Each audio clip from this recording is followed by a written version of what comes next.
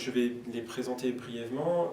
Patrick Berard-Valdois poursuit un travail d'écriture qui renouvelle le récit et les arts poétiques. On lui doit plusieurs ouvrages, dont d'hier, Mossa, La fugue inachevée, Le narré des îles Schwitters, publié aux éditions Al Dente, et récemment Gajo Migrant chez Flammarion, dans lequel on retrouve entre autres l'école de New York et le Black Mountain College. Je terminerai, Patrick Berard-Valdois a publié d'autres livres comme Itinérance Scythe, Cité Scythin, Théorie des noms, Le messager d'Aphrodite, et il est aussi traducteur, et il a traduit notamment Kurt Schwitters et Hilda Morley, respectivement avec Isabelle Ewig et avec Séverine Daucourt-Friedrichson. Patrick Berard-Valdois.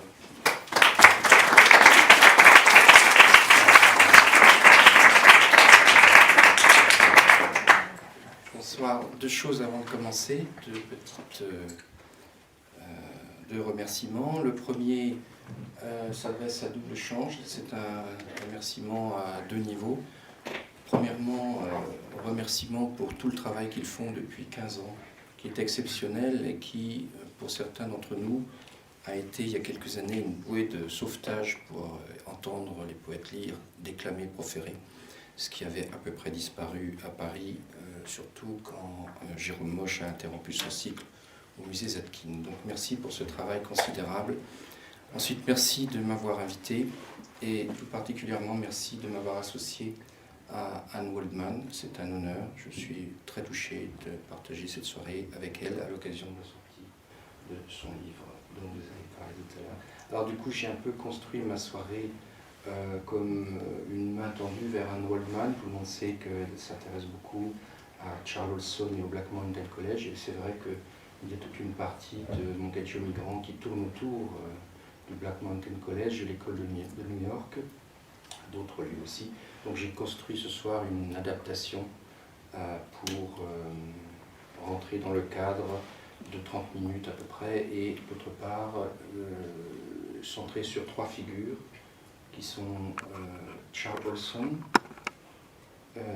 Stéphane Volpe, un compositeur qu'on connaît fort mal en France mais qui est très important, notamment un des piliers de l'école de New York, et une poète que nous sommes de plus en plus nombreux à vénérer, mais qui est fort peu connue en France, qui s'appelle Hilda Morley, qui est également au Black Mountain College, avec cette idée de ma part un tout petit peu provocante qu'on a deux figures antagonistes, Charles Olson d'une part, la montagne, et Hilda Morley qui se cachait plutôt dans les herbes. Voilà.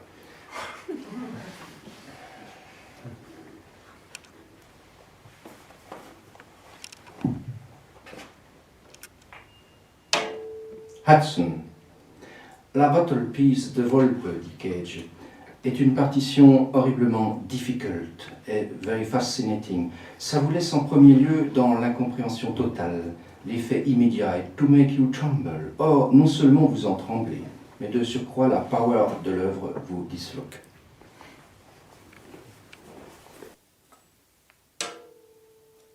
Hudson. Au club de Greenwich Village, nous étions ouverts aux arts plastiques, contrairement aux autres musiciens, dit Cage. Tous les artistes plasticiens proches de Varèse s'intéressaient à la musique. Mais une conférence de Heidegger laissa pantois Stéphane Volpe, qui prit ses distances. « Les yeux sont couverts d'une saleté bourgeoise », déclara Volpe au peintre du club. Quelle place avait l'artiste dans une société militariste et consumériste ?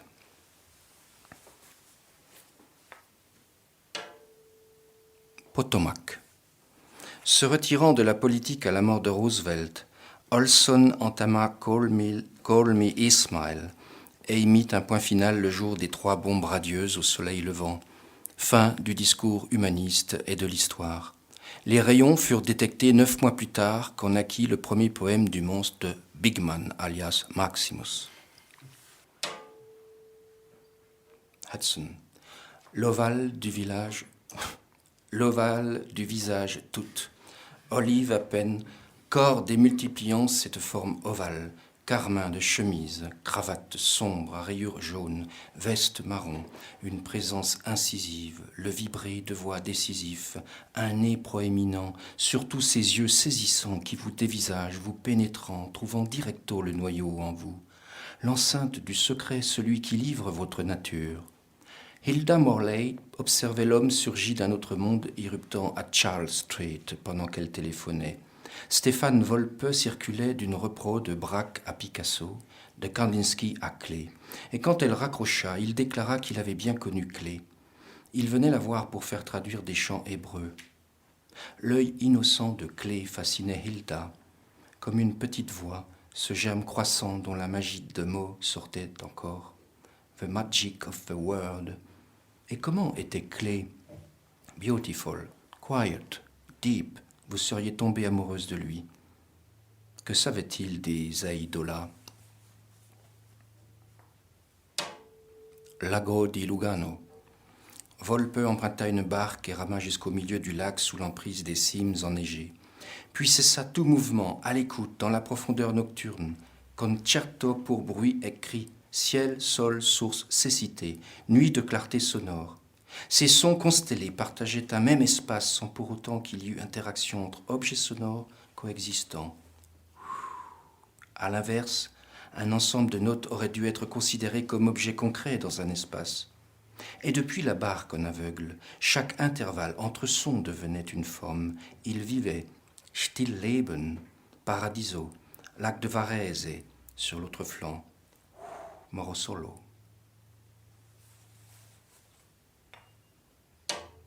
Hudson. Au commencement, il y avait la carte d'une sorte de territoire qu'il aurait fallu explorer à fond par tout itinéraire possible. Il n'y avait ni début ni fin, mais une constellation de sons, pitches, entités vivantes telles des cellules. Volpe avait du mal d'achever une œuvre.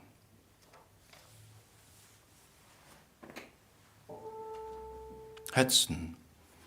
Les écouleurs d'une rivière aux rides entrelacées, deux filles en nacelle de bois face à face, l'une d'elles rame d'un aviron étroit et long, dont la teinte vive se reflète dans les rides et les herbes sous-marines. Sur l'autre rive, les feuilles des buissons ont forme de doigts, et bien des mains s'allongent pour caresser l'eau ou les filles, surtout les jeunes pousses. Le feuillage se dispose en murettes qui les cachent, les protègent et les bercent. Les doigts de feuilles leur parlent, mais les ombres réveillées dans la rivière prennent de l'ampleur et détiennent des secrets plus hostiles que ceux des feuilles du mur protecteur. Hilda,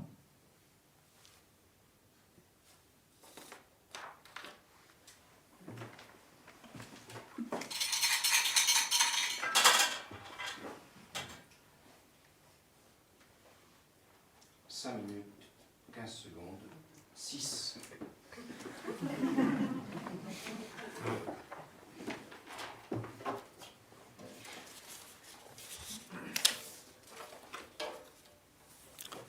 Thames. Les poèmes de H.D., écrits à Haïfa, étaient imprégnés d'essence d'olivier, de figuier. Ils évoquaient les mêmes narcisses et cyclamènes que ceux entourant Hilda Morley.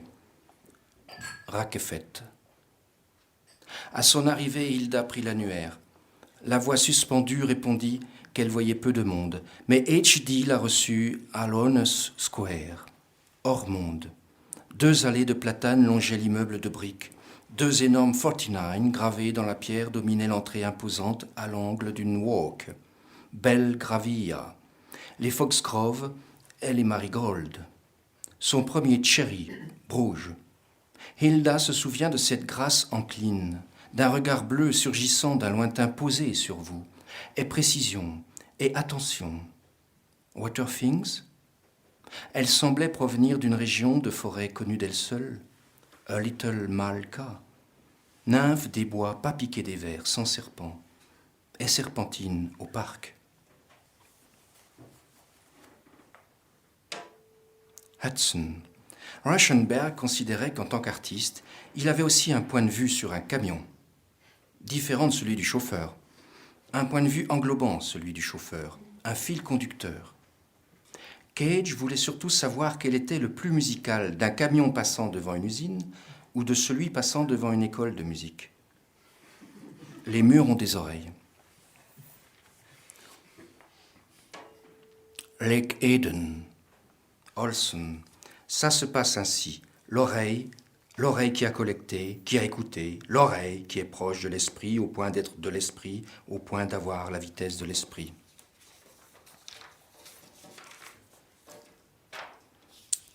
Hilda Morley, what winds,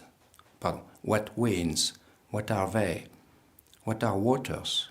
Mine are your eyes. Lake Lonely. À Yaddo, Hilda dit que Hermetic Definition de HD était au-delà de tout. Elle le dit with an audible gasp. Et dans Tribute to the Angels, quand nommer la couleur d'une pierre précieuse demeure vain. Une nuit d'août, en forêt autour de Yaddo, sur un sentier sinueux, revenant de ses songes que la pleine lune éclairait, Hilda apparut entre deux arbres géants, leurs troncs pleins d'yeux, sylves vivantes au bout de la clarté miroitante des étangs.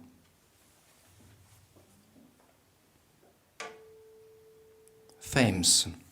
Ce fut sans doute le plus mauvais conseil que donna HD à Hilda Morley, de ne pas publier trop tôt.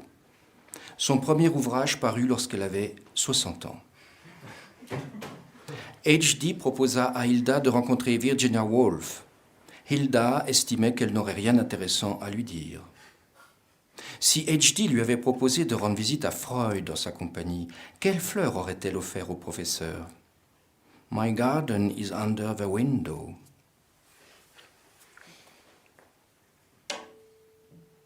Lake Eden. Les agents du FBI venaient régulièrement enquêter. Johanna Jalovets fut interrogée. Était-elle espionne? Une Chevrolet noire officielle se gara devant la loge du concierge. Deux hommes en noir demandent après Olson, absent, reviennent le lendemain après-midi. What FBI biz? Olson, à peine réveillé, les emmène à la cuisine où il répond aux demandes intrusives pendant son petit déjeuner. Les bruits de mastication du bacon devaient scander son affolement. This is where history is a lie. Right there in front of me, in my own parlor, it was a lie. Il s'en tira malgré tout à cause d'eux. Mais une ombre planait. On les avait à l'œil. Le cas échéant, c'était un nid de free lovers. À nouveau, cette vieille notion européenne de police secrète. Les parenthèses commençaient à ne plus se refermer. La ponctuation est-elle la police secrète de la langue?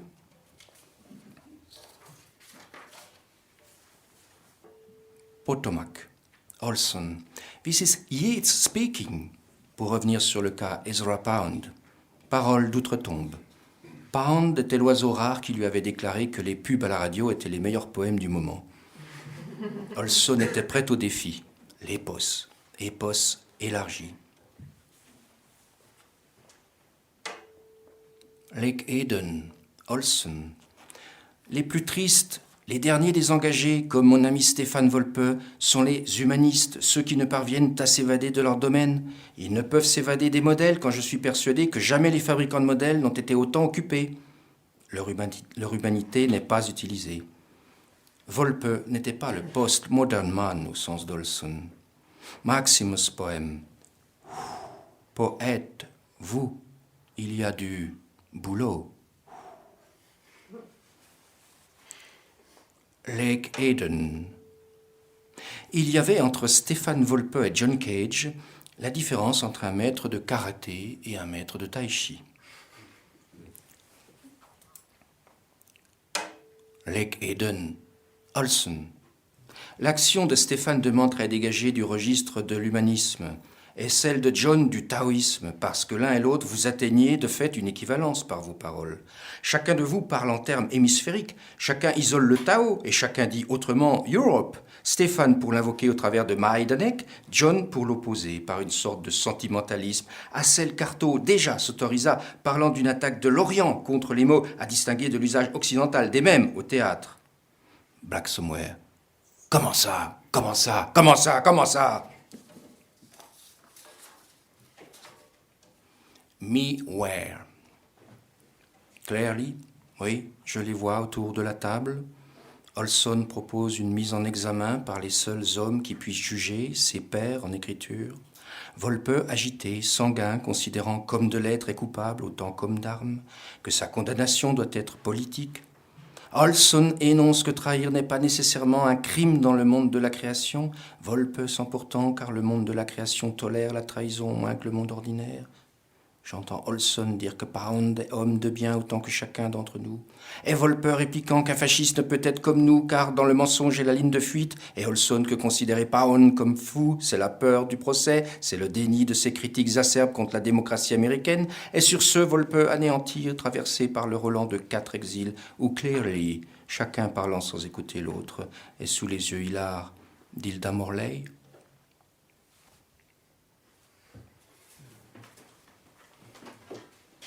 Milieu de 40 secondes. 2.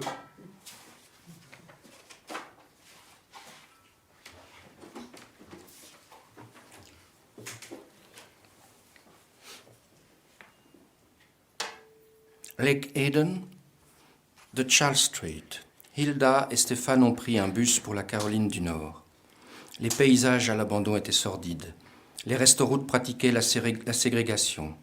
Les serveuses blanches en blouse de nylon transparent avaient des voix artificielles.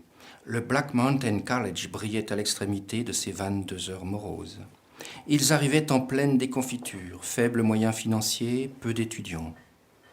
Volpe retrouva l'esprit du Bauhaus. Création intense, enseignement pour tous, liberté sexuelle, rumeur de bastion communiste. Potomac. Olson attendait un poste, obtint la poste, refusa car son père était postier. Alors fonda les bases du Post-Modern Man, refondit les postes.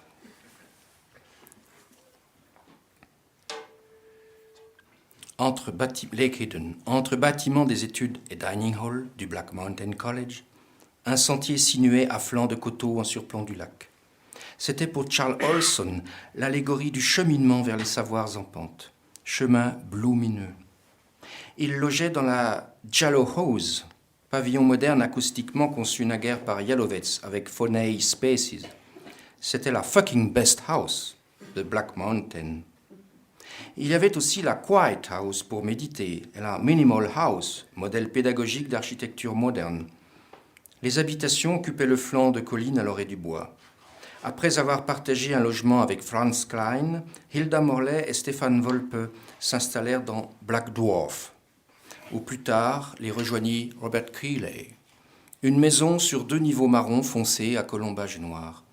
Un ovale d'herbe sauvage était bordé à l'arrière d'arbres, pins, lauriers, châtaigniers, noyers. Stéphane appelait cette partie « The Rondel », peut-être en hommage au poème de Georg Trakl, qu'il lisait déjà à Berlin.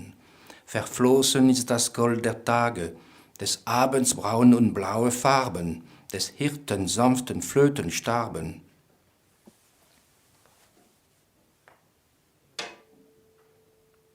Lake Eden. Chaque dimanche soir, Volpe exécutait des valses dans le dining hall. Et les couples dansaient. Il semblait content lui aussi, mais au bout milieu, pouvait très bien s'interrompre et quitter le piano hors de lui. Sa musique si radicale, ses danses viennoises si loin derrière, ce monde musical compassé, cette vieille horlogerie horizontale qui l'aurait broyé. Chim-boum, chim-boum, chim-boum, chim-boum, chim-boum, chim-boum, chim-boum. Le dimanche suivant, Volpe réitérait. Il jouait un air que les étudiants appelaient le Bauhaus Blues. Et comme on l'avait applaudi avec ferveur, cette fois il se leva, raide comme un bâton, et déclara « I'm not an entertainer !» Lake Eden. La nuit s'annonçait glaciale, il avait neigé. Charles Olson, dehors, avait emprunté une lampe torche à Rauschenberg. Saitombli à l'harmonium, et guitare, piano et drum. Un cri retentit survenant de Dining Hall, ou plutôt du chemin entre Dining Hall et le studio de musique descendant au lac. « Olson, la lampe, dépêchez-vous !» Et au pied du grand pin, sa lampe indécente éclaira une tête au beau milieu de l'eau noire. Twombly, dans le lac jusqu'aux hanches, hurlait avec son accent du sud qu'il ne pouvait plus continuer, qu'il n'arrivait plus à respirer. Reichenberg, au-delà, avançait au fur. On entendait ses gémissements, les catchings of voice, l'esprit embourbé. Sans doute on lisait In the Black au-dessus de l'abîme. Dans le cirage, et givré, à un but du lac, sinon de soi, ayant, semble-t-il, voulu noyer tant les déboires avec sa galerie que son nouvel hémisphère sexuel. L'effroi d'Olson provenait de l'idée de plonger, de devoir. Il s'enveloppa davantage dans sa parka. Sous le faisceau de la lampe et les reflets de lumière, Reichenberg paraissait sombrer à mesure. Puis hors de l'eau, Twombly grelottait, défait. C'est alors qu'Olson se précipita à la recherche du radeau. Il Black courait vers la digue quand il comprit que le Frenchman qu'il n'aimait pas était en train de s'extraire de son sort, d'un geste inouï, presque animal, puisant sa puissance dans les énergies obscures. Twombly s'était avancé vers lui et d'une voix languissante le découvrait debout, disait tendrement « This way, Bob, this way !» Olson, à son tour, l'entourant de ses bras, portant vers le dining hall un corps transi à moitié raide, visage blême, les yeux sans focus. Et tous les pas chamboulés dans la neige que détourne la nuit. Psst, psst. Où donc était passée la lampe torche à ce moment-là? Et longtemps encore après, Olson, après un thé chaud, contre le feu, ne parvenant pas à se réchauffer, comme si lui-même avait foncé dans le lac, et surtout, s'étonnait-il, tout s'était déroulé dans le silence de l'histoire, dans la noire fresh water du lac Hayden, stupéfait jusqu'à la vase, d'où était remonté un acte transhumanant. Mais quoi, comme d'un bain de minuit, pour surgir dans la post-histoire, où Olson attendait, paré au recueil, porté par cette énergie, cette noirceur éblouissante de la stoire dont on revient aphasique, est le renouveau sidéré du récit qui s'ensuit.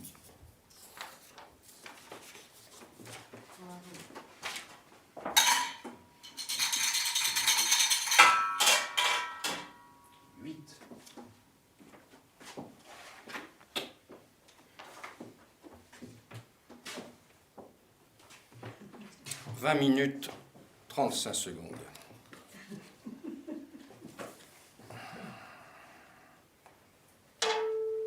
Hudson. Dans la chambre d'hôpital, Charleston s'était fait entourer d'une plaque de hiéroglyphes et de sa carte murale de l'Atlantique, d'une couverture indienne, d'une cuillère russe, d'une boule de cristal.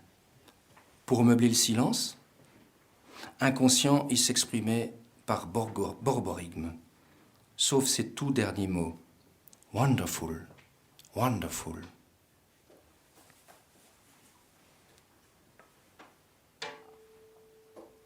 Hudson. Il fallut 3 ans à Hilda au contact de Charles pour entrer dans ses poèmes, pour y goûter, pour fraterniser avec ce langage. Mais 3 mois avant sa mort, Olson reçut une lettre où Hilda, ayant relu les poèmes de la période Black Mountain une nuit, dévoilait comme elle se sentait tout contre eux. Elle crut un moment les avoir écrits. C'était sa propre voix qui suintait des caractères. Un échange venait d'avoir lieu, une transfusion. Hilda, transvasée à la margelle d'un nouveau réceptacle. Lake Hayden, Olson. Nos actions sont libres autant que John le veut, ou déterminées autant que Stéphane le voudrait. Hudson. Cage. Nous sommes aussi libres que les oiseaux. Seuls les oiseaux ne le sont pas. Nous sommes aussi engagés que les oiseaux, et de manière identique. Et Morton Feldman, de retour du parc ornithologique. You know, they are not free.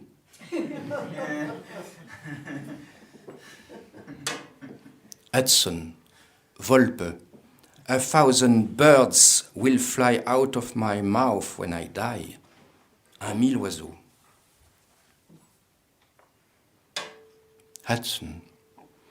Volpe m'a appris à regarder de l'autre côté de la pièce de monnaie, dit Feldman dans une pièce, dans une œuvre ultime intitulée For Stefan Volpe.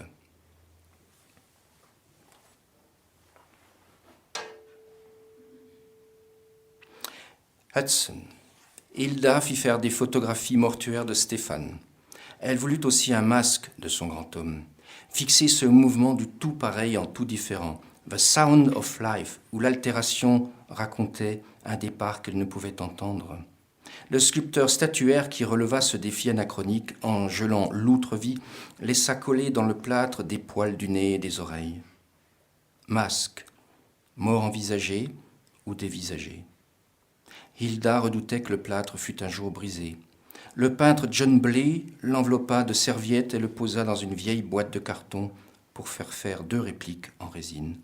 Dans le taxi, Hilda était solennelle, grave, purposeful, boîte sur les genoux, comme en convoi funèbre vers le bas de Manhattan, wie ein Kondukt. Nowhere, night here. Des îlots, des lignes côtières, des lits de rive apaisés, de peinée pleine, prés patinés, de cuir à cuivrer, par sombre limon d'ambre à caput mortum, duvet d'alcyon, par Stern vu d'en haut, en front étoilé, Gestirn, rides d'étoiles d'hier, Stern tel relief, forme amorphe brownish, bronze d'âge des rues asséchées, ces rides de fronce, sources plissées taries, terre de soleil, moindre des lacs, bois de bima, écorce au port de cire, tissu du dessous, épaisseur sourcilière sous gel, icefogel sans virgule, étang vidé aux franges givrées, sous 5 plis parallèles, et l'aube sans sourire, halles siennes, creux, en chaque roc d'aile, de nez, arcade défroncée, croûte lisse, rude méridien, rides priorbitaire, ligne de combes chauves, en colline, courbe d'arête, trouée insulaire, forever fond de teint, faille sinueuse en lèvres pincées, sans plis d'amertume, sans éros ni érosion, legs, fosse évasée sans eau, sillon nasogénien à peine aperçu, cluse à 12 des rides glabelaires, paupières closes, demeure de l'ouïe, encore à l'écoute, oreille comme ouverte au dire, jusqu'à terre together, cratère abstrait de l'ovale volpien, global et voilé et nacré, comme ultime réceptacle, reclus dans du voir outre-muet, resserre et commissure, bouche du fleuve des fatigues à la fonte, barrière intime, timeless, élan laissé allongé, limpide et plongeant, even sans évent, vers l'avant, terracotta à fleur de peau, vole pas.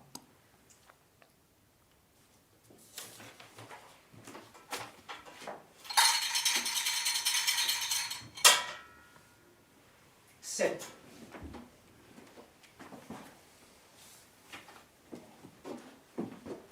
24 minutes, 20 secondes.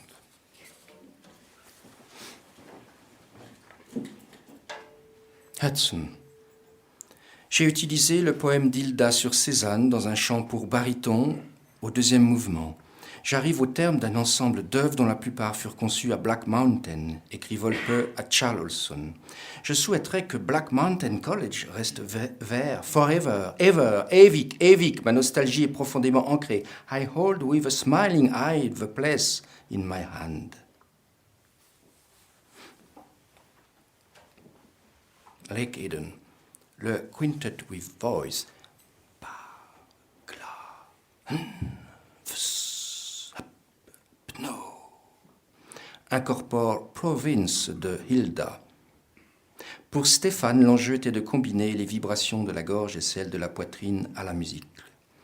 La ligne musicale fut étendue et adoucie pour mettre en valeur la voix du baryton. Which isn't easy, he said. Mais le Sprechgesang formel trop exact restait froid. Hear the sun, Violet. Il semblait filtrer la voix outre-charnelle qui aurait empli de couleurs et de fragrances l'auditoire, la prenant à la gorge, si Hilda avait lu son poème. Craignait-il d'être dépossédé? Here the sun, violet, gives us that light Cézanne was thankful for continually, while at night we are left alone, challenged only by the frozen moonlight and the stars in their wheeling violence blow air from our lungs, blood from our bodies, rock our bellies sick. What the stars in their blazing courses say. So he slept always by 9 o'clock and rose with dawning. And that light filled his eyes and hands, and therefore one must be exact. he said. What so clearly time describes on the flesh, in the eyes wrinkled, on the throats and the backs of hands, must be rendered again with time itself wrested away and the appalling drop of the soul through space in gravitation. Over again, the earth is beautiful, again and again, and no light dissuades it. And everywhere it is beautiful again and beloved. But the mouth cannot praise it. You must be patient, he said, and humble before nature. And the work, he said, gives courage. Only the raised tongue clogs. Helpless, it says, oh, my love, my friend. In the evening, the mountain reaches for your face. Those last leaves carry a message, scattered everywhere. They ask for you in praise. Till the late cold strikes, they spin in obstinacy. Light of the mountain on the brown leaf, swung off the branch in trajectory on the pane, where even the mountain pine, bold in its drawing, is violet, turning brown.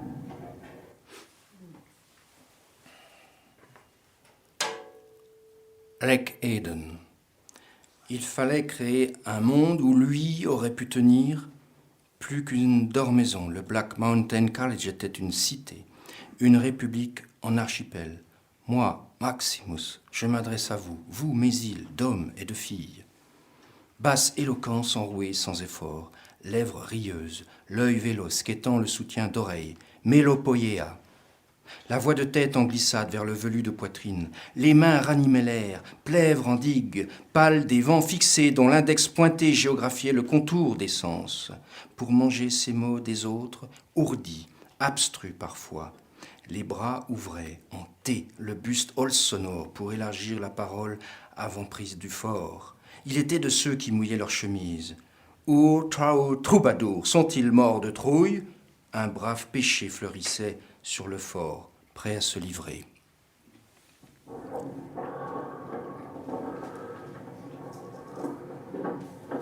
That I think was written before I had finally left. This is written directly. This is written afterwards. In the sign of Scorpio. From November 5th, 1965. Maximus of God. Only my written word. I've sacrificed everything, including sex and woman, or lost them, to this attempt to acquire complete concentration. The conventional, robe and bread, not worry or have to worry about either. Half Moon Beach, quote, the arms of her, close quote. My balls, rich as Buddhists, sitting in here like the Padma and Gloucester foreshortened in front of me. It is not I, even if the life appeared biographical. The only interesting thing is if one can be an image of man, quote, the nobleness and the erect. Later, myself, like my father in the picture, a shadow on the rock.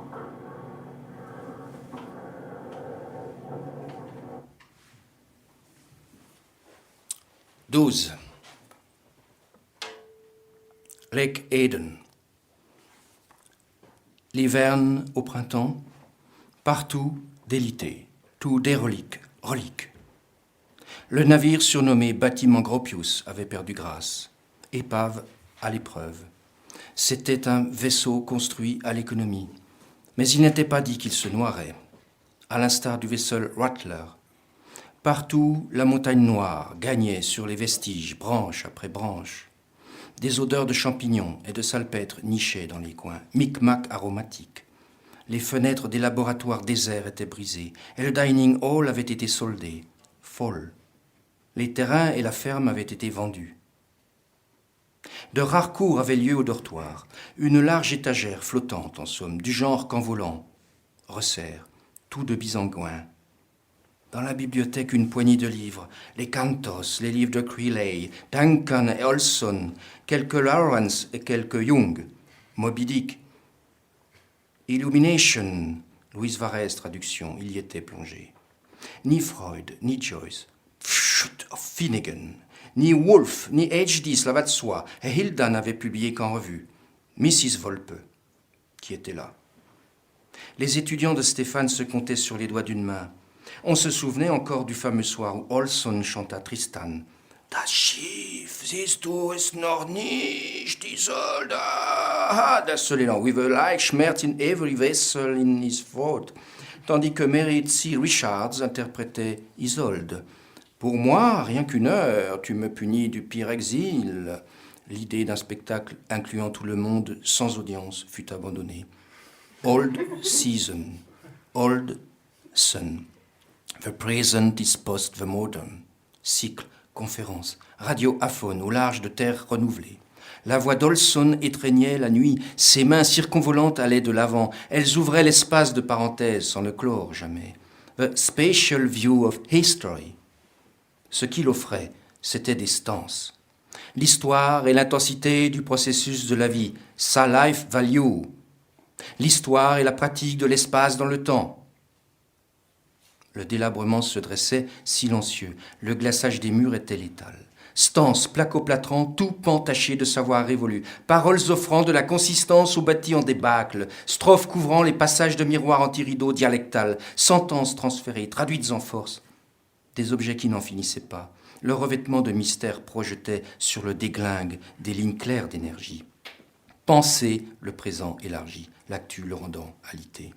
Olson enduisait la salle d'un discours acrasien rabrouant les cloisons, ébranlant la mauvaise graine, asséchant l'air ambiant. Il transmutait la ruine ouverte en temple post-épique, l'open en épone. Il n'y avait plus d'espace hors de lui, mais l'espoir, et ce something que l'humain perdit au temps d'Héraclite pour le retrouver depuis peu. Moins de 20 étudiants peuplaient le local. C'était le collège de la bonne parole destiné à ensemencer depuis le foyer périmé du savoir. Et les zones de méconnaissance remontaient, le silence saturé en mémoire qu'Olson, mi-sage-femme, mi-instructeur d'ange, repêchait à la surface du lac d'un acte transhumanant. Capacité négative, doutes enfin superficiels, puisant chez Keats un antre des incertitudes et des mystères, alors énoncé comme ça, the penetralium, the innermost secret. C'était l'enveloppe du tréfonds prenant le pas, tant sur la housse du souillé que du désagrégé. Crucial to postmodern man, retrait du man of power, quelque part. Le serpent à sonnette attendait son heure, son temps, sa majuscule. Contre le vent, aucune girouette ne grinçait plus. Pas encore d'éoliennes, mais les oiseaux, les mésanges et les messengers, apparus par la voix de sa femme à Yeats, apportant des images à ses vers. Quelques créatures sexuellement ailées, verisimilitude. Among their winds, l'ange de la post-histoire, yeux rivés sur eux, effarés, aspirés vers la rétine par une force rétrogire, était-ce vers l'arrière du pénétralium? Cependant qu'Olson, traversé d'affluents et d'effluents, remontait la langue courante. Vous parlez d'une histoire. En souriait-il? Une telle échappée belle pour un vaisseau était inouïe. Il fallait la tenter. Thank you, Mr. Olson.